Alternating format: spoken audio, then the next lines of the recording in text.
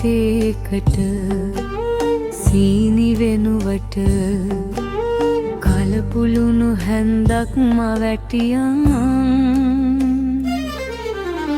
ආයුබෝවන් කියන මොහොතේ දොර අයිනේ පඩියට ලිස්සියන් කොයිතරම් ලස්සන වුණත් ඒ කෙල්ලට ඩුමහවස කැතට පෙනියන් පරපුරේ පම්පෝරි දොඩවන නැන්දම්ගේ කටවචන ගිලියන් කැස්ස හැදිලා ආතම්මට කතා පරන එක තරංගයට කැඩියන්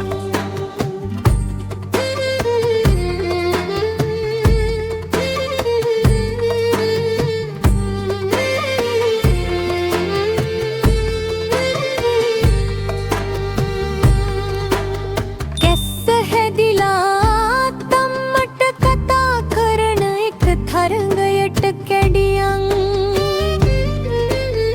අයියා පණ්ඩිතයා වෙලාවට අමාරුම ප්‍රශ්න ටික ඇහියන් නොකල හින්දා වැරද්දක් මට මාමන්දිට වෙන වැඩක් වැටියන්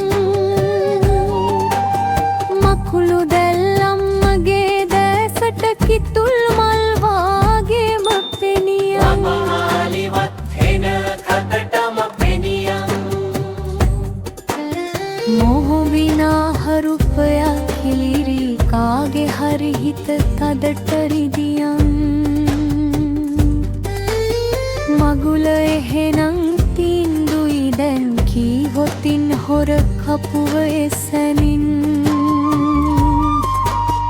අලුත් නෑකං සබා මැට්ටේ අනේගේ සරම කැඩියන් මොකක් හරි හේතුවක් හින්දා අමුඩේ අමතක වෙලා තිබියන් මොකක් හරි හේතුවක්